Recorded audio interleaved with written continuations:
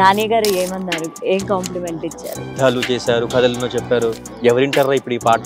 కథలెన్నో చెప్పారు, కవితల్ని రాశారు, కాలాలు దాటారు, యుద్ధాలు చేశారు. మీరు డాన్స్ ఏ మాస్టర్ దగ్గర నేర్చుకున్నారు? అసలు ఎలా స్టార్ట్ చేశారు డాన్స్? మోసపోతామేమో, ఏం తెలియదు కదా మనకి, ఒక భయం ఉంటుంది. డాన్సర్లు సరిగా డాన్స్ చేయకపోతే మాస్టర్ కొడతారా నిజంగా? నన్ను ఎవరో నా లైఫ్ పాజ్ చేసినట్టుగా, ఆపినట్టుగా అనిపించింది. దగ్గర నుంచి చూడడం, నీ స్టెప్పుల్లో ఎవరు చూసిండ్రా సినిమాలో మ్యాటర్ ఉంది. నువ్వు మాస్టర్, ఇప్పుడు ఎవరు ఫోన్ కూడా చేయడం ఎవరు దేకట్లేడు.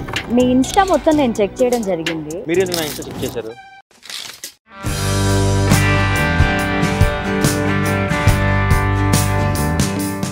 కథలెన్నో చెప్పారు, కవితల్ని రాశారు, కాలాలు దాటారు, యుద్ధాలు చేశారు ప్రేమలో. హలో ఈశ్వర్. హలో అండి. How are you? ఫైన్ అండి, మీరు ఎలా ఉన్నారు? చాలా బాగున్నాను. మీ సాంగ్స్ అలా పోతున్నాయి యూట్యూబ్ లో, రీల్స్ లో, మొత్తం ఎక్కడ చూసినా మీ హుక్ స్టెప్సే ఉన్నాయి. Thank you. మీరు చేశారు ఒక స్టెప్ ఏదైనా? నో, ఇప్పుడు మీతో కలిసి చేయాలి. అమ్మో, ఓకే. సో ఎలా అనిపిస్తుంది ఇండస్ట్రీలోకి రావడం? అలాగే ఎంట్రీ ఎప్పుడు జరిగింది ఇండస్ట్రీలోకి? ఎంట్రీ అఫీషియల్గా 2012 నేను డాన్సర్ కార్డ్ తీసుకున్నా. ఓకే. గబ్బర్ సింగ్, పవన్ కళ్యాణ్ గారి గబ్బర్ సింగ్ సినిమాతో ఎంటర్ అయ్యాను. ఆ తర్వాత అన్ని రకాల సాంగ్స్ అన్ని అందరి దగ్గర పనిచేశాను. మోస్ట్లీ అందరు పెద్ద పెద్ద హీరోస్ వెనకాల చేశాను, నేను పెద్ద మాస్టర్స్తో కూడా చేశాను. ఆ తర్వాత కోవిడ్కి ముందు నేను మాస్టర్ అయ్యాను. ఓకే. నా 2019-20 ఆ మధ్యలో మాస్టర్ అయ్యాను. కోవిడ్ 2 years తినేసింది. ఆ తర్వాత కొంచెం ఇంకా మెల్లిమెల్లిగా వర్క్ నేర్చుకుంటూ ఎలా చేయాలి ఏంటి అని తెలిసిన తర్వాత అప్పుడు నాకు డాన్స్ సాంగ్స్ కోసమే కాదు, మౌంటాజ్ కూడా చేయాలి, చేసేంత మనకు రావాలి అని కొంచెం ప్రిపేర్ అయ్యాను. సో ఇంకొంచెం ఇప్పుడు కంటెంట్ ఓరియంటెడ్ సాంగ్స్ చాలా చేస్తున్నాను. మీరు చెప్పినట్టు హుక్ స్టెప్స్ దాంట్లో ముందంతా కంటెంట్ ఓరియంటెడ్ మౌంటాజ్తో ఉండే సాంగ్స్ చేస్తున్నాను. సో ఇప్పుడు కొంచెం అట్లా హ్యాపీగా వెళ్తుంది. ఓకే. ఫస్ట్ మూవీయే పవన్ కళ్యాణ్ గారితో స్టార్ట్ చేయడం జరిగింది. ఎలా ఉంది? ఓం ప్రదం బాగుందా? అది అందరికి తెలుసు, ఫ్యాన్స్ కి, మన ఛానల్ అందరికి తెలుసు. పవన్ కళ్యాణ్ గారు అంటే ఆల్మోస్ట్ ఒక గుడ్ సైన్ నాకు కూడా.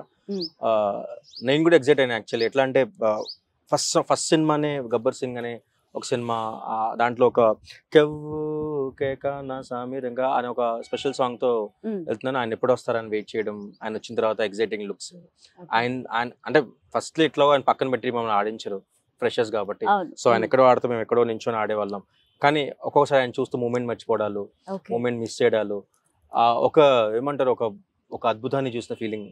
మా పవన్ కళ్యాణ్ గారు ఇంత దగ్గర నుంచి చూడడం. ఆ రోజు ఫోటో దిగలేకపోయా, కానీ చాలా మంచి ఎక్స్పీరియన్స్. ఇప్పుడు చెప్తుంటప్పుడు నా కళ్ళ ముందు అలా ఉంది ఆ డే అంతా. సో చాలా ఎక్సైటింగ్ ఉండే. అంటే రేపు షూట్ ఉన్నప్పుడు మనం ఆ ముందు రోజు కూడా నాకు నిద్ర పట్టేది కాదు. రేపు పవన్ కళ్యాణ్ గారితో వర్క్ చేయబోతున్నాం, దగ్గర నుంచి చూడబోతున్నాం. ఆ సినిమా సెట్స్, యాక్చువల్లీ డాన్సర్ గానే ఫస్ట్ సాంగ్ అది, అంత సెట్ లో, సినిమా సెట్ లో ఆడడం. దాంతో పవన్ కళ్యాణ్ గారు అంటే ఇంకా ఒక పెద్ద డోస్ అనమాట నాకు. హ్యాపీ అంటే ఎప్పటికైనా ఇప్పుడు నేను ఇంకా ఎంత పెద్ద స్థాయి పెద్ద హీరోస్ తో చేసినా ఫస్ట్ డే ఆఫ్ వర్క్ ఎప్పటికైనా స్కూలే కదా. ఇప్పుడు స్కూల్ ఎంత పెద్ద యూనివర్సిటీలో చదివినా స్కూల్ అనేది మనం మర్చిపోం. సో ఆ స్కూల్ ఎలాగో అంతే స్పెషల్ నాకు ఆ డే కూడా.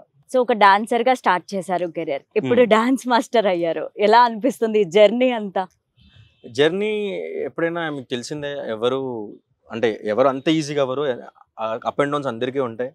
నా లైఫ్ లో కూడా అప్ అండ్ డౌన్స్ ఉన్నాయి. కాకపోతే నిజంగా కొంచెం లక్ ఫీల్ అవుతాను నేను. వేరే వాళ్ళతో కంపేర్ చేస్తే కొంచెం నేను పర్లేదు, కొంచెం ఆ కాంపిటీషన్ లో ఉన్నాను, కొంచెం లేదంటే ఆ వేలోనే ఉన్నాను, అంటే ఒక సక్సెస్ వేలోనే ఉన్నానని నమ్ముతా. ఎందుకంటే నేను ఎంతే వర్క్ చేస్తున్నాను, పర్లేదు, ఒక మంచి జర్నీ అయితే జరుగుతుంది. ఇంకా అంటే ఎంత హైకి రీచ్ అవుతానో తెలియదు, ఎవరికి తెలియదు. కానీ ఒక మంచి ప్రాసెస్ అనే ఒక మంచి ప్రయత్నంలో అయితే ఉన్నాను. Happy journey. అంటే డాన్సర్ నుంచి అసిస్టెంట్ నుంచి మాస్టర్, ఇప్పుడు మాస్టర్ నుంచి ఇట్లా మీలాంటి వాళ్ళని ఇంటర్వ్యూ చేయడం, అదంతా బాగుంది. సో మన ఇండస్ట్రీలో ప్రభుదేవ గారు కానీ, లారెన్స్ గారు కానీ హుక్ స్టెప్స్ చేసేవాళ్ళు. ఎందుకంటే ఆ పాట చేసి కొన్ని సంవత్సరాలు అయిన తర్వాత కూడా దాన్ని గుర్తుండిపోయేలాగా, అంటే పలానా స్టెప్ ఈ సాంగ్ లో చేశారు, పలానా కొరియోగ్రాఫర్ చేశారని గుర్తుండిపోతుంది. అదే పల్స్ ని మీరు పట్టుకొని ఇప్పుడు హుక్ స్టెప్స్ చేస్తున్నారు. సో అది ఎలా అనిపిస్తుంది? ఎవరన్నా కాంప్లిమెంట్ ఇచ్చారా అలాగా? అంటే మీరు ఇప్పుడు చెప్పిన ఆ పెద్ద మాస్టర్స్ ఎవరైతే ఉన్నారో, ప్రభు మాస్టర్ కానీ, లారెన్స్ మాస్టర్ కానీ, ఇప్పుడు రాజేంద్ర మాస్టర్ కానీ, ఇప్పుడు మన శేఖర్ మాస్టర్, మన జానీ మాస్టర్ ఎవరైతే ఉన్నారో, వీళ్ళంతా ఒకప్పుడు అప్పుడు హుక్ స్టెప్స్ అనేవాళ్ళు కాదు, Mm. సాంగ్ అంతా ఒక ఎనర్జీగా ఉండేది, ఒక అవును. సిగ్నేచర్ స్టెప్ అనేవాళ్ళు. కరెక్ట్. ఇప్పుడు మీరు ఇప్పుడు నా చోరే ఒక టఫ్ స్టెప్, ఒక సింగిల్ షార్ట్ స్టెప్ చేసినప్పుడు సిగ్నేచర్ స్టెప్ చేశారు అనేది ఉండేది. ఇప్పుడు అది రాను ఇన్స్టా ఈ ట్రెండ్ ఆర్ఎల్స్ ఇన్ఫ్లుయెన్సర్స్ అనే ఒక ప్రొఫెషన్ ఆర్ ప్యాషన్ ఏదో ఒక ఎంటర్ అయింది కదా. సో దీని తర్వాత ఏమైందంటే ఆ 30 seconds రీల్, ఆ 30 seconds హుక్ స్టెప్ అనేది ఒకటి క్రియేట్ అయింది. అది మెల్లిమెల్లిగా సో కాల్డ్ కొంతమంది డైరెక్టర్స్కి, సో కాల్డ్ కొంతమంది సినిమా పర్సన్స్ కూడా అది రిఫ్లెక్ట్ అయింది అనమాట. సో ఇప్పుడు ఏమైపోయిందంటే అప్పుడు ఏంటి, మనం 70mm లో చూసి ఎన్టీఆర్ సార్ కానీ బన్నీ సార్ కానీ చూసి అరే ఇప్పుడు అంబదరి జగదాంబదరి ఒక సింగిల్ స్టెప్ ఉంటుంది అందులో, అవన్నీ అక్కడ ఎగ్జైట్ అయ్యేవాళ్ళం మనం. అది అప్పుడు దానికెళ్ళి మనం ఇంటికి ట్రై చేసేవాళ్ళం, లేకపోతే మేము బయట స్టూడియోస్ ట్రై చేసేవాళ్ళం. ఇప్పుడు అంత 70mm వెళ్ళి ట్రై చేయాల్సిన అవసరం లేదు, ముందే అది రీల్లోకి వచ్చేసి అది ట్రెండ్ అయిన తర్వాతనే సాంగ్ హిట్ అయ్యి, ఆ సాంగ్ హిట్ అయిన తర్వాతనే సినిమా చూసి రివర్స్ అయిపోయింది ఇప్పుడు. సో ముందు చేసిన ప్రాసెస్ నాకు నచ్చింది. ఇప్పుడు ఏమైపోయిందంటే ఇప్పుడు కొంతమంది, అందరు కాదు, కొంతమంది డైరెక్టర్స్ ఏంటంటే మాస్టర్ సాంగ్ గురించి అంతా మాట్లాడతారు, కంటెంట్ అంతా మాట్లాడతారు, కానీ ఒక హుక్ స్టెప్ కావాలి మాస్టర్, రీల్లో ట్రెండ్ అయిపోవాలి అంటారు. అంటే ఎంత ఎంత ఎంత ఘోరంగా వెళ్ళిపోయిందంటే వాళ్ళ మైండ్లో ఇన్స్టాలో హుక్ స్టెప్ చేస్తేనే ఇప్పుడు సాంగ్ వెళ్తుంది, లేదంటే వెళ్ళదు అనేలాగా వాళ్ళు ఫిక్స్ అయిపోయారు. అంటే అలా ఫిక్స్ అయ్యేలాగా అంతకుముందు ప్రూఫ్స్ ఉన్నాయి మనకి, అంటే చాలా ప్రూఫ్స్ ఉన్నాయి ఇప్పుడు మనకి. అంటే హుక్ స్టెప్స్ 30 seconds మూమెంట్ ఏదైతే ఉందో అదే ఇప్పుడు మన సినిమా డిసైడ్ అవుతుంది, లేదంటే అదే మన సాంగ్ సక్సెస్ ని డిసైడ్ చేస్తుంది అనేలాగా ఉంది. సో నేను 1990s నాకు, సో నేను చూసినప్పుడు సినిమా నేను చేసినప్పుడు డాన్సెస్ గా ఏదైతే ఉందో నాకు అదే ఇష్టం. ఇప్పుడు ఇన్స్టా మనం ఫాలో అవ్వాలి, అంటే మేబీ ట్రెండ్ ని ఫాలో అవ్వాలి, అప్డేట్ ని ఫాలో అవ్వాలి. సో మేబీ అది ఫాలో అయినందుకు కోట్ లాంటి ఒక సాంగ్ హిట్ అయింది, వాళ్ళే వచ్చారు. నచ్చకపోయినా పక్కన పెడితే మనం ట్రెండ్ ని ఫాలో అవ్వాలి, ఇప్పుడు జరుగుతున్న అప్డేట్ వర్షన్ ని ఫాలో అవ్వాలి. సో వాళ్ళే ఇప్పుడు మన కోట్ సాంగ్ ని వాళ్ళే హిట్ చేశారు. సో కోట్ మూవీ అవకాశం ఎలా వచ్చింది, అంటే ఆ మూవీలో సాంగ్ కొరియోగ్రఫీ చేయాలి అన్న ఛాన్స్ ఎలా వచ్చింది? సో ఇనిషియల్లీ నేను హిట్ 3 కోసం ట్రై చేస్తున్నా, అప్పుడు నాని గారితో వర్క్ చేయాలని. సో అంతకుముందు నేను నాని గారితో దసరా చేశాను, కొన్ని లిరికల్ ప్రమోషనల్ వీడియోస్ కి అండ్ కొన్ని మాంటేజెస్ కి వర్క్ చేసా దాంట్లో నేను. సో ఫుల్ ఫ్లెడ్జ్డ్ ఒక సాంగ్ చేయాలి, సో మనం ఎట్లయినా ట్రై చేయాలని చెప్పేసి హిట్ 3 ట్రై చేస్తున్నా. హిట్ 3 ట్రై చేసే ప్రాసెస్ లో నాకు ఛానల్ దొరకట్లేదు, ఎలా వెళ్ళాలి ఏంటి అర్థం కావట్లేదు. సరే ఇంకా మనం చూద్దాంలే వేరే షూట్స్ అని చెప్పేసి నేను అనంతపూర్లో వేరే సాంగ్ షూట్ చేస్తున్నా. అదే టైంలో నాకు ఒక వాల్ పోస్టర్ నుంచి కాల్ వచ్చింది, మాస్టర్ ఇలాగా వాల్ పోస్టర్ నుంచి కాల్ చేస్తాం, కోర్ట్ అని ఒక సినిమా చేస్తుంది ప్రియదర్శి గారిది అని చెప్పారు. సరే ఓకే అనేసి నేను వాల్ పోస్టర్ అంటే నాన్నగారు మళ్ళీ నాకు నాన్నగారు అంటే కొంచెం ఇష్టం అని చెప్పను, అడ్మైర్ చేస్తా ఆయన ఐడియాస్ ని, ఆయన జడ్జ్మెంట్ ని, ఆయన వే ఆఫ్ లైఫ్ ప్లానింగ్ ని, ఆయన గ్రాఫ్ ని మనం చూస్తున్నాం కదా. సో మనలాగే ఇప్పుడు అక్కడ ఉన్నాడు కదా, ఇప్పుడు ఆ ట్రావెల్ ఆ జర్నీ నాకు ఇష్టం. సో ఇష్టం అని చెప్పను, ఇష్టం అని చాలా చిన్న పదం లాగా, అడ్మైర్ చేస్తా, అంటే మనం కూడా అలా అవ్వాలి అనే సెన్స్ లో, అండ్ మనం ఏం చెప్పినా ఈజీగా అర్థమవుద్ది అనే ఒక ఇది ఉంది నాకు. సో కాల్ చేసినప్పుడు వెళ్ళిన తర్వాత వాళ్ళు చెప్పినట్టు ఏంటంటే, వెళ్ళిన తర్వాత తెలిసింది ఏంటంటే నాన్నగారు ప్రొడ్యూసర్, ప్రియదర్శి గారు హీరో, కానీ సాంగ్ లో ప్రియదర్శి గారు ఉండరు. ఇట్లా శ్రీదేవి అండ్ రోషన్ అనే ఇద్దరు ఆర్టిస్టులు ఉంటారు. కథ చెప్పిన తర్వాత ఇంట్రెస్ట్ గా అనిపించింది. డే 1 సాంగ్ విన్నప్పుడు ఆబ్వియస్ గా నాకు అంత నమ్మకం లేదు. బాగుంది సాంగ్, అంటే యుద్ధాలు చేశారు, కథలను చెప్పారు, ఎవరింటారా ఇప్పుడు ఈ పాట అనేదే అనిపించింది. అంటే దాంట్లో మోర్ పోయిటిక్ వే ఉంది, అంటే తప్పు లేదు ప్రేమలో, అంటే ఇప్పుడు చేసేవన్నీ తప్పులే కదా బయట. ఇప్పుడు అంత పొలైట్ గా అంత జెన్యున్ గా ఎవరున్నారు? ఈ సాంగ్ ఓకే, మనం వాల్ పోస్టర్ నాన్నగారి కోసం ఇంకొకసారి నాన్నగారితో అట్లీస్ట్ నాన్నగారితో పని చేయకపోయినా నాన్నగారు ఉన్న ఒక స్పేస్ లో మనం కొలాబరేట్ చేస్తున్నాం కదా, ఆ ఒక సాటిస్ఫాక్షన్ కోసం ఫస్ట్ పర్సనల్ గా నేను అదే ఆలోచించుకొని ఓకే చెప్పాను. పెద్ద టైం లేకుండా నాకు సాంగ్ చేయడానికి, ఒక 2 days లో ప్లానింగ్ అంతా, నేను ఒక పేపర్ వర్క్ చేస్తాను అనమాట. ఆ పేపర్ వర్క్ అయిపోయింది, డైరెక్టర్ చెప్పాను, డైరెక్టర్ నాకు కొంచెం వేవ్ లెంత్ కుదిరింది, ఐడియాస్ అంతా బాగా కుదిరింది. స్టోరీ వైపు కూడా నేను చాలా ఎమోషన్స్ క్యారెక్టర్స్ అని చాలా ఫాలో అయ్యాను కరెక్ట్ గా. 2 days గ్యాప్ లోనే వైజాగ్ లో షూట్ చేసాం. షూట్ ప్రాసెస్ లో కూడా నాకు నిజంగా చెప్పాలంటే అంత పెద్ద హిట్ సాంగ్ వర్క్ చేస్తే మనకు తెలియదు, ఎవరికైనా తెలియదు. ఇప్పుడు మనం ఒక ఇంటర్వ్యూ చేస్తాం, ఇది ఏమవుద్దో మనకు కూడా తెలియదు, కానీ ప్రాపర్ గా మనం మాట్లాడుకునే మాట మనం మాట్లాడుతాం. సో అలాగే నా వర్క్ నేను చేశాను. అంటే అంతకుముందు ప్రీవియస్ కి ఒక పెద్ద హీరో చేసినప్పుడు ఏం చేస్తాను, నాన్నగారితో పనిచేస్తే ఎలా చేస్తానో, ఎంత జెన్యున్ గా ఎఫర్ట్ చేస్తామో, ఇది అంతకన్నా ఎక్కువ చేస్తా చెప్పాలంటే. సో వెళ్ళాను, ఫస్ట్ మూమెంట్ మీరు నమ్మితే ఫస్ట్ గుర్రం షాట్ చేస్తాం, తప్పు లేదు ప్రేమ కథలేని చెప్పి, ఆ తర్వాత వెంటనే హుక్ స్టెప్ చేసాం ఎనర్జీగా స్టార్ట్ చేయాలని, ఆ తర్వాత మిగతా మౌంటేజ్ చేసాం. అంటే ఒక పాజిటివ్ నోట్ లోనే అంతా జరిగింది. హైదరాబాద్ లో ఒక రోజు చేసాం షార్ట్ సాంగ్, అంతా బాగుంది. వాలంటైన్స్ డే February 14th రోజు సాంగ్ లాంచ్ అయింది. ఆ తర్వాత నుంచి నాకు రిజల్ట్స్, నాకు అప్పుడు నేను మీకులాగే అరే సాంగ్ ఎట్లా వెళ్ళినా, నేను ఎట్లా ఒప్పుకున్నా, ఏం చేసినా, ఎట్లా ఆలోచించినా, నేను ఇప్పుడు రిజల్ట్ ఏంది ఇట్లుంది అనిపించింది. సో దీని జర్నీ ఇంతే, అంటే రిలీజ్ అయ్యేంత వరకు ఒక జర్నీ ఉంది నాకు. ఏది నమ్మాను కానీ అంత గొప్పగా పెట్టుకోలేదు. కానీ ఇప్పుడు నేను నన్ను రాంగ్ ప్రూవ్ చేసి ఆడియన్స్ కానీ, ఇన్ఫ్లుయెన్సర్స్ కానీ, సినిమా లవర్స్ కానీ ఒక్కసారిగా దాన్ని అట్లా తప్పని లేచారు. కొంతమంది నాకు అదే వచ్చింది. అంటే కొంతమంది నాకు ఎట్లా చెప్పారంటే, మాస్టర్ నిజంగా చెప్పాలంటే కోట్ అని ఒక ఇంగ్లీష్ పదం, అది మేము నెట్ఫ్లిక్స్ లోకో లేకపోతే ఓటీటీ ప్లాట్ఫామ్ వచ్చినప్పుడు చూసే ఇలాంటి సినిమాని మేము ఫిక్స్ అయ్యాము. కానీ వాళ్ళు చెప్పిన కాంప్లిమెంట్ ఎలా అనిపించింది అంటే, మీ హుక్ స్టెప్ వల్ల మాకు సాంగ్ తెలిసింది, ఫుల్ సాంగ్. అంటే హుక్ స్టెప్ చూడడం వల్ల ఏంట్రా ఎప్పుడు చేస్తే ప్రేమలో కథలు ఎన్నో చెప్పారంటే అసలు ఏం ఫుల్ సాంగ్ విందామని చెప్పి ఫుల్ సాంగ్ మేము చూసారు వాళ్ళు. ఫుల్ సాంగ్ చూసిన తర్వాత దానికి వాళ్ళకి మానిటర్ చేస్తే కంటెంట్ చూసి ఓ నాన్నగారి ప్రొడక్షన్ అర్థమైంది వాళ్ళు. కొంతమంది నాన్నగారి ప్రొడక్షన్ తెలియలేదు. తర్వాత ఓ వాల్ పోస్టర్ లో నాన్నగారు ప్రొడ్యూస్ చేస్తే సినిమా ప్రేమ కోట. అయితే నాన్నగారు జడ్జ్మెంట్ అంటే అందరికీ తెలుసు కదా, ఒక చిన్న అరే ఊరికే ఒప్పుకోడు, ఏదో ఉంటుంది దీంట్లో అని చెప్పేసి ఆ తర్వాత వీళ్ళు సినిమాగా చూడండి. అంటే ఒక చిన్న 30 seconds స్టెప్ ఫుల్ సాంగ్ చూడడానికి ఉపయోగపడింది. ఫుల్ సాంగ్ చూసిన తర్వాత దాని టీజర్స్ ట్రైలర్స్ వాళ్ళు ఫాలో అయ్యారు. ఆ తర్వాత సినిమా చూడడానికి ఉపయోగపడింది. అంటే ఇండైరెక్ట్ గా స్టెప్ వల్లే సినిమా చూసాను నాకు చాలా మంది చెప్పారు. నేను చాలా ప్రౌడ్ గా చెప్తా, ఎందుకంటే అది ప్రూవ్ కూడా అయింది. కొన్నిసార్లు చెప్పడానికి ఇబ్బంది పడవచ్చు, ఎందుకంటే నీ స్టెప్ వల్ల ఎవరు చూసిండ్రా సినిమాలో మ్యాటర్ ఉంది ఇట్లా అంటారు. కానీ ఈ సినిమా వరకు నాకు ప్రూవ్ అయింది. నాకు చాలా మంది చెప్పారు స్టెప్ వల్లే మాకు కోటిన సినిమా మా వరకు వచ్చింది, మేము అందుకే దాన్ని కన్సిడర్ చేసి చూసామని. రిజల్ట్ మనకు తెలిసిందే ఒక్కసారిగా. నాని గారు ఏమన్నారు, ఏం కాంప్లిమెంట్ ఇచ్చారు? మీరు చూసారనుకుంటా. యాక్చువల్లీ ఏం జరిగిందంటే, నేను ప్రీ రిలీజ్ ఈవెంట్ లో నాన్నగారు అందరూ చేస్తున్నారు కదా, మీరు కూడా ఒకసారి చేస్తే. ప్రియదర్శి గారు మిమ్మల్ని స్టేజ్ పైకి పిలవడం జరిగింది. అంటే స్టేజ్ పైన పిలవలేదు, అంటే ఒక రివర్స్ జరిగింది ఇక్కడ. ఏంటంటే నేను ప్రీ రిలీజ్ కున్నా, సక్సెస్ మీట్ కి లేను, నేను సక్సెస్ మీట్ సెలబ్రేషన్ నేను లేను. సో ప్రీ రిలీజ్ కున్నప్పుడు ఏమైందంటే, నేను అన్ని మాట్లాడాను, అందరికి థ్యాంక్స్ చెప్పాను. సార్ ఒక్కసారిగా మిమ్మల్ని చూస్తుంటే నాకు హిట్ 3, ప్యారడైజ్, సీరియస్ జోన్ కనిపిస్తుంది. ఒక్కసారి మీరు అది కాకుండా కొంచెం వెనక్కి వెళ్ళి నిన్ను కోరి, లేదంటే ఒక మజ్ను, లవబుల్ అన్ని ఒకసారి వెనక్కి వచ్చి ఈ హుక్ స్టెప్ చేస్తే బాగుంటది అని చెప్పి నేను రిక్వెస్ట్ చేశాను. ఆయన కొంచెం మేబీ ఒక చిన్న తర్వాత చేద్దాం అన్నారు. ఆ రోజు చేయలేదు.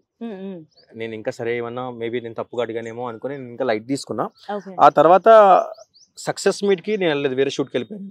ఇంకా కానీ నాకు హై ఏంటంటే, నేను లేకపోయినా నా గురించి అందరు మాట్లాడారు. ముఖ్యంగా దర్శి గారు, ప్రియదర్శి అండ్ నాన్నగారు హుక్ స్టెప్ చేశారు ఆ రోజు. అందరూ అంటే ప్రియదర్శి గారు స్టేజ్ పైన అందరూ హుక్ స్టెప్ అందరు చేశారు ఆ రోజు. అంటే నేనేం నమ్ముతా అంటే, మనం ఉన్నప్పుడు ఎవరైనా మాట్లాడతారు, ఇటు చూసి మీరు కనబడితే లావణ్య చాలా బాగా యాంకరింగ్ చేస్తుంది అనేస్తారు. కానీ మీరు లేనప్పుడు, 100 మంది ఉన్నప్పుడు మీరు లేనప్పుడు కూడా మీ గురించి గుర్తు వచ్చేలాగా వాళ్ళు మన పని గురించి మాట్లాడడం అనేది సక్సెస్, ఒరిజినల్ సక్సెస్ అప్పుడే కదా. మనం లేనప్పుడు కూడా మన గురించి మాట్లాడడమే సక్సెస్. సో నాకు కోర్టుకి ఒక సర్కిల్ అనుకుంటే, ఆ సర్కిల్ అలాగా వాళ్ళతో అంటే సెలబ్రేషన్ లో నేను లేనప్పుడు నాన్నగారు ఒక స్టెప్ చేయడం, నాన్నగారు నా గురించి మాట్లాడడం, ఆ టీమ్ లో అందరు నా గురించి మాట్లాడడం, ఒక సర్కిల్ కంప్లీట్ అయింది అనిపించింది నాకు. సో చాలా హ్యాపీ. సో మీరు డాన్స్ ఏ మాస్టర్ దగ్గర నేర్చుకున్నారు, అసలు ఎలా స్టార్ట్ చేశారు డాన్స్, ఇది ఎందుకు కెరియర్ గా చూస్ చేసుకున్నారు? కెరియర్ గా ఎందుకు అని పక్కన పెడితే, అంటే కెరియర్ గా నేను ముందు ఫిక్స్ అవ్వలేదు. ఒక ప్యాషన్ గా స్టార్ట్ అయ్యి ప్రొఫెషన్ అయింది, పర్సనల్ ప్రొఫెషన్ అంటే ఫస్ట్ ప్రొఫెషన్ గా మారింది. 2008, 9, 11 ఆ టైంలో కొన్ని టీవీ షోస్కి వెళ్ళాను. నా చోరీ అని ఒక టీవీ షో, తీన్ మర్ అని ఒక కంటెస్టెంట్ గా చేశాను, నా చోరీ కొరియోగ్రాఫర్ గా చేశాను. తర్వాత ఆట ఛాలెంజ్ అని ఓంకర్ అనే షోస్ చేశాను. ఆ తర్వాత డీ చేయలేదు, నేను డీ చేసేప్పటికి నేను మాస్టర్ అయిపోయాను. సో ఈ ప్రాసెస్ లో నేను ఇప్పుడు మనం ప్రీ రిలీజ్ ఈవెంట్ అంటున్నాం, అప్పుడు ఆడియో రిలీజ్ అనే వాళ్ళం, అవార్డ్ ఫంక్షన్ జరిగేవి, కాపరేట్ ఫంక్షన్ జరిగేవి, పెద్ద ఈవెంట్స్ జరుగుతున్నప్పుడు నేను ఒక పెద్ద గ్రూప్స్ ఉంటాయి కదా, సత్య మాస్టర్ గ్రూప్ అని, ఛానల్ గ్రూప్ అని. సో వాళ్ళ గ్రూప్ లో నేను బ్యాక్గ్రౌండ్ డాన్సర్ గా చేశాను, లీడ్ గా కూడా చేశాను, కొన్ని సాంగ్స్ స్టేజ్ మీద చేసేవాళ్ళు. సో ఆ టైంలో ఇంకా మా నాన్న రిస్క్ తీసుకొని ఒక 3 lakhs వరకు కట్టాలి అన్నప్పుడు 3 lakhs అమౌంట్ పే చేసి మా నాన్న కింద మీద పడి, ఇంకా అప్పుడు 3 lakhs అంటే చాలా ఎక్కువ, చాలా పే చేసి కార్డ్ అమౌంట్ కట్టిన తర్వాత, మీరు ఫస్ట్ క్వశ్చన్ అడిగారు కదా గబ్బర్ సింగ్, దానికి ఎంట్రీ అనమాట. మా నాన్న కూడా సెట్ తీసుకెళ్ళా.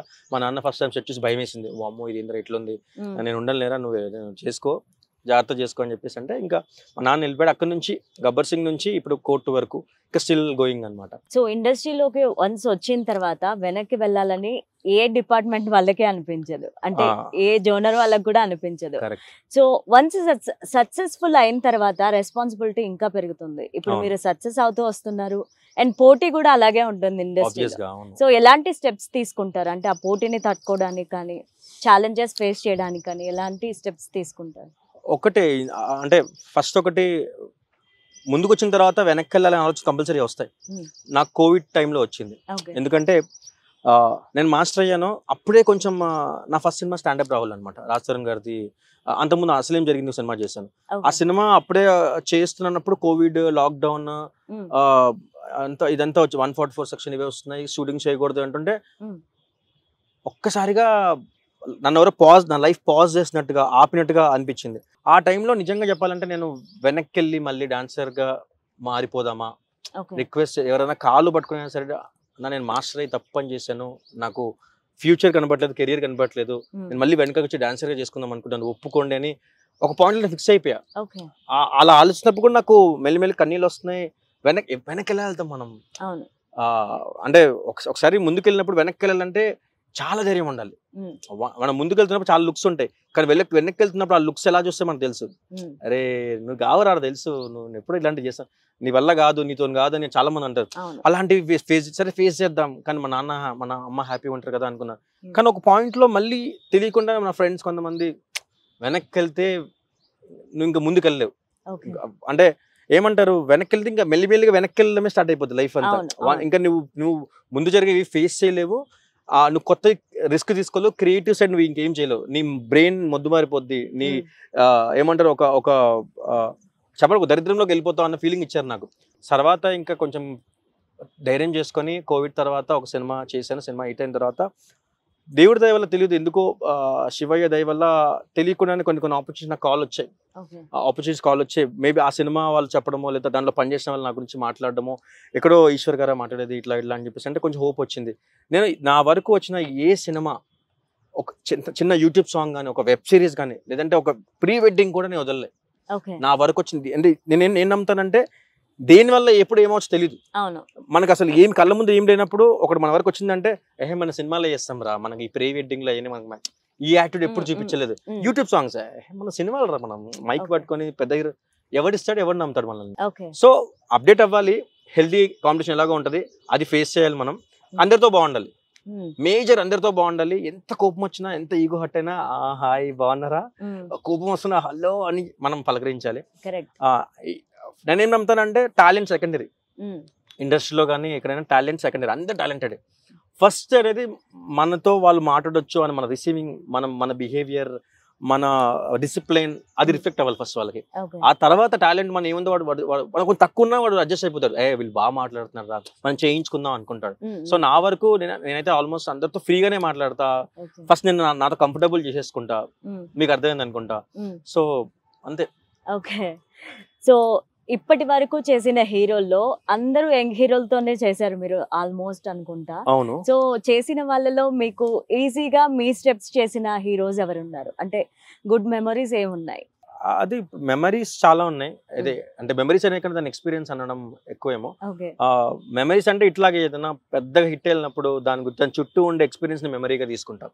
ఇప్పుడు కోర్టు హిట్ వెళ్ళింది, చాలా మంది దాని చుట్టూ జరిగిన ప్రాసెస్ నాకు మెమరీ. అండ్ మీరు నమ్ముతారో లేదో, కోర్టుకి నేను ఒక 3-4 ఆప్షన్స్ ఏం చేయలేదు, ఒకటే ఆప్షన్, ఒకే మూమెంట్, అదే ఇప్పుడు మేము ట్రెండ్ చేసిన మూమెంట్. సో అది కూడా అంతే, రాహుల్ విజయ్ గారితో కూడా ఒకే ఆప్షన్, అదే ఇప్పుడు కొంచెం ట్రెండ్ అయింది. ఇప్పుడు దాంట్లో ఇంకా కొన్ని సాంగ్స్ ఉన్నాయి, ఇంకొక సాంగ్ ఉంది దాంట్లో ఓ చిన్నదానా అని, అది ఇంకొంచెం వైరల్, అంటే ప్రేమలో లాగా అవుతుందని నమ్ముతున్నా. చూడాలి. కానీ ఆల్మోస్ట్ అందరు హీరోస్ కంఫర్టబుల్ గా ఉంటారు. కొంతమంది ఏంటంటే ఏదైనా రాకపోతే చెప్పేస్తారు, కొంతమంది ఇబ్బంది పడతారు, కొంతమంది ఏంటంటే ఏం చెప్పినా నేను చేస్తాం రెడీ ఉన్నామని కొంతమంది. సో అంటే యూజువల్లీ మనకు టెక్నీషియన్స్ కానీ కొరియోగ్రాఫర్స్ ఎలా ఉంటుంది అంటే, అరే మనం ఏం చెప్పినా కూడా నో చెప్పకుండా చేసే టెక్నీషియన్ వర్కర్స్ అంటే ఆర్టిస్టులు ఉంటే బాగుంటుంది కదా అని అనిపిస్తుంది. సో ఆ ప్రాసెస్లో నాకు రాహుల్ విజయ్ గారు రీసెంట్ టైమ్స్లో ఏం చెప్పినా నో చెప్పకుండా చేసిన ఒక హీరో అనమాట. ఓకే. అండ్ రీసెంట్ డేస్ లో మీరు ఇళయరాజా గారి మ్యూజిక్ లో వచ్చిన Yes. 3 సాంగ్స్ కొరియోగ్రఫీ చేయడం జరిగింది. షష్టి పూర్తి మూవీ. అవును, May 30 రిలీజ్ ఉంది సినిమా. ఓకే. ఎలా అనిపిస్తుంది అంత పెద్ద మ్యూజిక్ డైరెక్టర్ ఇళయరాజా గారు? నేను ఒక విషయంలో ఇందాక చెప్పాను కదా లక్ అని, ఈ విషయంలో నేను చాలా లక్కీ ఫీల్ అవుతాను. ఎందుకంటే నాకున్న తక్కువ ఎక్స్పీరియన్స్లో, చిన్న ఏజ్లో నా తోటి కొరియోగ్రాఫర్స్తో కంపేర్ చేస్తే ఇళయరాజా గారి ట్యూన్స్కి నేను కంపోజ్ చేయడం నాకు అంటే ఈ జనరేషన్ కొంతమంది తెలియదేమో ఇళయరాజా గారి వాల్యూ, ఆర్ మేబీ కొంతమంది తెలియదేమో, చాలా సీనియర్ ఏముంది అనుకుంటానేమో. కానీ నాకు మనం తెలుసు కదా ఇళయరాజా గారి హిట్స్ తెలుసు, ఆయన ఒక లెజెండరీ ఆరా తెలుసు. ఆయన ఇప్పటికీ అది మనం రిఫరెన్స్ గా తీసుకుంటాం. ఆ సాంగ్ లో ఉండాలి ఇళయరాజా గారి, ఇలా మ్యూజిక్ లో ఉండాలి అనుకోండి. సో నేను షష్టిపూర్తి ఆఫీస్కి వెళ్ళినప్పుడు నాకు పోస్టర్ చూసా బయట. చూస్తే ఇళయరాజా గారు, తోటతరణి గారు, రామ్ రెడ్డి, స్వర్ణ మాస్టర్, నెక్సన్ మాస్టర్, ఇట్లా పెద్ద పెద్ద పేర్లు ఉంటే ఇది మన కప్ ఆఫ్ కాఫీ కాదు, ఇది మనకు రాదేమో, ఇంకా మనం చేయలేమో అనుకున్నాం. ఇంకోటి చూసినప్పుడు డైరెక్టర్ కూడా ఎవరో ముస్లోడు షష్టిపూర్తి మిస్ అయ్యాడేమో, అందుకే సినిమా చేస్తాడేమో అనుకుని అలాంటిది ఏమైనా చెప్దాం అనుకుంటున్నాడేమో అని చెప్పి ఒక ఏజ్డ్ డైరెక్టర్ అయి ఉంటాడని అనుకున్నాను. ఎందుకంటే అలాంటి ఒక డైరెక్టర్కి అయితేనే ఇంత పెద్ద ఓల్డ్ వాల్యూ తెలుస్తుంది అనేసి నాకు అనిపించింది. చూస్తే పవన్ ప్రభాస్ సార్ అని యంగ్ ఉన్నాడు ఆయన, ఒక ఆల్మోస్ట్ యంగ్ అనమాట. ఆయన చూసినప్పుడు ఆయన సాంగ్ సార్ మీరు డైరెక్టర్ నేనే ఈశ్వర్ అన్నాడు. ఓకే, తర్వాత ఒక సాంగ్ చేసాం ఇరుక నులు అనేసి, అది ఒక ఇది సాంగ్ ఉంటుంది కదా శ్రీదేవి గారి అండ్ వెంకటేష్ బాబు గారిది, నైట్ సాంగ్. ఏం సాంగ్ అది? నైట్ ఆ సాంగ్ లాగా, ఆ సాంగ్ లాంటి ఫీల్ వచ్చింది. సాంగ్ కళ్ళు మూసుకొని సాంగ్ వింటుంటే సంథింగ్ క్షణం మూవీ, ఆ క్షణంలో జాబిలో ఆ ఫీల్, ఆ వైబ్ వచ్చింది. కళ్ళు మూసుకుంటే ఒక నాస్టాలజీ ఫీల్. అమ్మా మళ్ళీ ఇళయరాజా గారు అంటే ఇది కదా మ్యూజిక్ అంటే, ఇంత ప్లెజెంట్ గా ఉండాలి కదా, ప్రతి లిరిక్ అర్థమవుతుంది, ప్రతి ట్యూన్ ఇన్స్ట్రుమెంట్ నాకు చెవు తెలుస్తుంది. మరి ఈ జనరేషన్ ఎంతవరకు నచ్చుతో తెలీదు. వినగానే ఈ సాంగ్ మీరు చేయబోతున్నారు అన్నాడు. వావ్ అనిపించింది, హ్యాపీ. చాలా రకాలుగా ప్లాన్ చేస్తున్నాం, ఎలా చేయాలి ఏంటి, అవుట్డోర్స్ వెళ్దాం ఇక్కడ ప్లాన్ చేస్తుంటే కొన్ని సెట్స్ చెప్పాం. చూస్తే RFC లో పెద్ద సెట్ లో తోటతరణి గారు ఎంటర్ అయ్యారు. పెద్ద hall, almost 80 lakhs to 1 crore మధ్యలో సెట్. అది ఇదేంటి ఇంత నేను నిజంగా చెప్తున్నా, ఇప్పటి వరకు కూడా నా కెరియర్ లో నన్ను నమ్మి ₹1 కోటి సెట్ వేసి నాకు సాంగ్ ఇచ్చింది లేదు. పవన్ ప్రభాస్ గారికి ఏం నమ్మకం వచ్చిందో తెలియదు. ఇళయరాజా గారి నాకు ఎలా ఉందంటే, ₹1 కోటి సెట్, ఇళయరాజా గారు మ్యూజిక్ కి నేను కొరియోగ్రఫీ చేస్తాను, తోటతరణి గారు వేసే సెట్ అది, రామ్ రెడ్డి గారు కెమెరామెన్, ఇంత పెద్ద ఉంది. నా చుట్టూ పెద్ద స్తంభాలలాగా పెద్దగా ఉన్నాయి. ఇట్లా చూస్తున్నా, ఏంట్రా వీళ్ళందరూ ఇంత పెద్దగా ఉన్నారు, నాకు ఇచ్చి మైక్ ఇస్తున్నారు, ఏంటి దీన్ని ఎంతవరకు నేను న్యాయం చేయగలను తెలియట్లేదు. కానీ దేవుడిని మాత్రం ఒకటే కోరుకున్నా, దేవుడా దీన్ని ఎట్లైనా కాన్ఫిడెంట్గా నేను ఫేస్ చేసి ప్రాపర్గా చేయాలి. అండ్ దీనికి ప్రొడ్యూసర్ వచ్చేసి మాయి ప్రొడక్షన్స్. దాంట్లో రూపేష్ గారి హీరో, రూపేష్ గారి ప్రొడ్యూసర్ అనమాట. ఆయన కొంచెం ఆయన ప్రొడ్యూసర్ కదా, కొంచెం అంత వెల్ ట్రైన్ డాన్సర్ కాదు, కానీ చాలా బాగా ట్రై చేశారు. యాక్టింగ్ పరంగా ఆయన ఓకే, డాన్స్ పరంగా కాదు, కానీ సాంగ్ కి ఆ సెట్స్ కి మ్యాచ్ అవ్వాలంటే ఒక కైండ్ ఆఫ్ బాడీ లాంగ్వేజ్ ఉండాలి, ఇది ఒక ప్రిపరేషన్ ఉండాలి. ఆయన అసలు మామూలు కాదు, అసలు చాలా కష్టపడ్డారు. ఆయన కూడా అది ఎక్సైట్మెంట్ అంతా ఉండింది. End of the day song బాగా వచ్చింది. ఆ తర్వాత ఇంకో ఆయన సాంగ్ ఉంటుంది ఇళయరాజా గారి, మళ్ళీ రాజా ఆ మీటర్ లో ఒకటి ఒట్టు పెట్టు రాజా ఒకే మాట అంటే ఒక సాంగ్, ఇంట్రడక్షన్ సాంగ్. సో ఆ సాంగ్ నువ్వే చేయాలను. నేను అనుకున్నా ఏంట్రా లడ్డు కావాలి నాయన అంటే, 2 లడ్డు ఓకే, 3 లడ్డు కూడా ఇస్తా అంటే, సార్ ఎక్కువ స్వీట్ అయిపోతుంది సార్ అందాం అనుకున్నా. స్వీట్ అయినా పర్లేదు నువ్వే చేయాలి అన్నారు. సో 3 సాంగ్లు ఇళయరాజా గారి ట్యూన్స్ నేను కంపోజ్ చేయడం ఒక హై ఫీల్, నాకు ఇప్పటికి కూడా హై ఫీల్. అది May 30 రిలీజ్ అవుతుంది. ఆల్రెడీ 2 సాంగ్స్ లిరికల్ రిలీజ్ అయ్యి చాలా మంచి రెస్పాన్స్ ఉంది. ఇంకా May 30 రోజు చూడాలి 70mm లో ఎలా ఉండబోతుందో చూడాలి. అది నేను కూడా వెయిట్ చేస్తున్నా. ఇంకా అంటే ఇంకా ఇళయరాజా గారి ట్యూన్స్ కి నేను ఏం చెప్తాను, అది లక్. అది మీరందరూ కూడా ఇందాక మెమరీ అని, ఒక మెమరీ అంతే నాకు. ఓకే. అండ్ ఇండస్ట్రీలోకి వచ్చిన డాన్స్ మాస్టర్లు ఎవరైనా సరే రీసెంట్ గా హిట్ కొట్టిన వాళ్ళు కానీ సక్సెస్ అయిన వాళ్ళు కానీ ఉంటే, అంటే కొత్తగా వచ్చిన వాళ్ళని తొక్కేస్తూ ఉంటారు, పెద్ద డాన్స్ మాస్టర్లకి పెద్ద హీరోలు ఛాన్స్ ఇస్తూ ఉంటారు అని ఇండస్ట్రీలో ఒక టాక్ ఉంది. నిజమా? అలాగే చేస్తూ ఉంటారా ఇండస్ట్రీలో? అట్లేం ఉన్నదండి. ఇప్పుడు నేను ఒక ఎగ్జాంపుల్ చెప్తా. మీరు ఒక పెద్ద యాంకర్ అయ్యారు, పెద్ద యాంకర్ అంటే ఆల్మోస్ట్ ఇంకా సుమ గారిని మించి వెళ్ళిపోయారు అనుకోండి. మీకు ఏముంటుందంటే, మేము సో కాల్డ్ అంటే మీ స్టేటస్కి సో కాల్డ్ పెద్ద స్టార్ హీరోస్ని ఇంటర్వ్యూ చేయాలి. నేను ఏంటి యూట్యూబ్స్, అది నేను కదా కింద ఉంటారు కదా, వాళ్ళతో చేయించండి అంటారు కదా. సో దీంట్లో మీరేదో మీకు రాంది వాళ్ళకి వచ్చాను కాదు, లేకపోతే మీకు లేనిది వాళ్ళ దగ్గర ఉందని కాదు.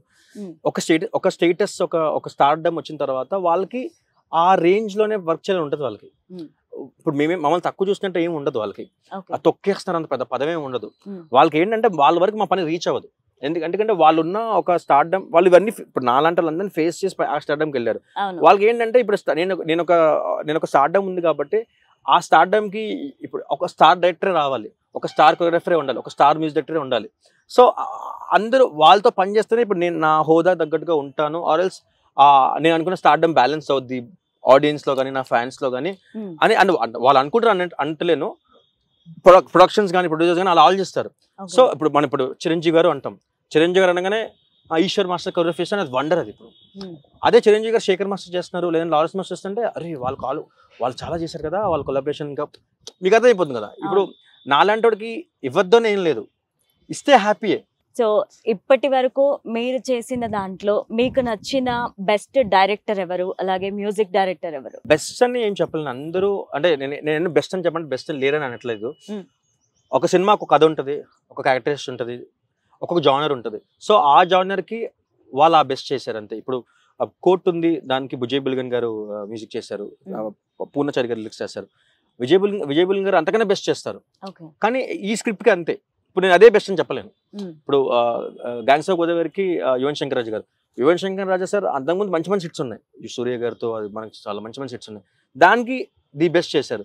సో ఇళయరాజా గారు ఇప్పుడు షష్టిబుద్ధి చేశారు, ఇంకా అసలు ఆయన జడ్జ్ చేసే స్థాయి దాన్ని అది పదం కూడా మనం వాడకూడదు. సో ఏ మ్యూజిక్ అయినా సరే ఆ స్క్రిప్ట్కి ఆ కథకి ఏం కావాలో బెస్ట్ చేస్తారు, అది దానికి బెస్ట్.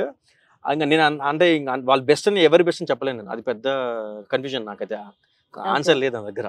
ఓకే, సో మీకు నచ్చిన లేకపోతే మీరు ఫాలో అయ్యే గురువుగా భావించే డాన్స్ మాస్టర్ ఎవరు?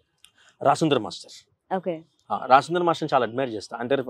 అంటే యూజువల్లీ లిటరలీ నేను డాన్సర్గా ఉన్నప్పుడు ఆయన 4 బాయ్స్ అంటే వేరే ఏ మాస్టర్ దగ్గర నేను వర్క్ చేస్తున్నప్పుడు వేరే ఏ మాస్టర్ దగ్గర హీరో పక్కన ఒక 4 ఉంటారు కదా, హీరో ఇక్కడ ఉంటే పక్కన సెంటర్లో ఆడతారు, దానికి చాలా వాల్యూ. అంటే ఆ పక్కన ఆడడానికి ఆ కార్నర్ లో ఆడడానికి చాలా తేడా ఉంటది. అక్కడ నుంచి హీరో పక్కన ఆడుతున్నారంటే వాడు తోపు. సో మన దగ్గర ఎంతవరకు నాకు తెలియదు, కానీ రాసుందర్ మాస్టర్ దగ్గర ఆ 4 బాయ్స్ లో ఆడితే రే రాసుందర్ మాస్టర్ 4 బాయ్స్ లో ఆడతారా అనే మాట్లాడుకుంటారు అన్నమాట డాన్సర్స్. సో నాకు ఆయన అంటే తెలియకుండానే ఆయనతో వర్క్ చేసినప్పుడు కాదు, ముందు సాంగ్ చేసినప్పుడు కూడా ఎక్కడో నా ఐడియాస్కి అండ్ నేను చూసినప్పుడు అరే నేను కూడా ఇట్లా అనుకుంటా కదా, అరే ఇట్లా నాకు నచ్చుతుంది కదా, అంటే నాకు నచ్చిన విజువల్ కొరియోగ్రఫీ అండ్ నేను అనుకున్న కొన్ని ఐడియాస్ ఎక్కడో మ్యాచ్ అవుతే నాకు రిలేటబుల్ గా అనిపించింది, అంటే నా ఐడియాస్ కి నాకు అనిపించింది. సో డాన్సర్లు సరిగా డాన్స్ చేయకపోతే మాస్టర్ కొడతారా నిజంగా?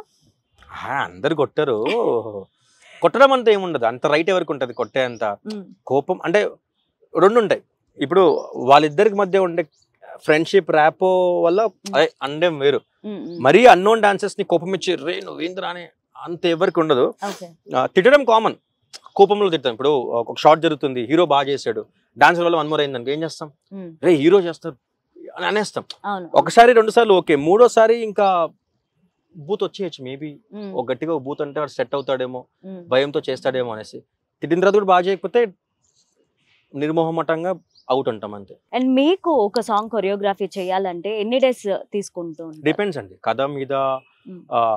ప్రేమలు సాంగ్ ఎన్ని డేస్ పట్టింది? 1 వీక్. 1 వీక్ అంతే. 1 week. Okay, 2 days planning, 3rd day 4th day recce, next 3 days shoot చేస్తాం. అంటే ఈ సాంగ్ ఇన్ని రోజుల్లో అయిపోతుంది నేను చెప్పలేను, షూట్ మాత్రం ఎంత లేదన్నా 2 to 3 days లో అయిపోద్ది షూట్ అయితే.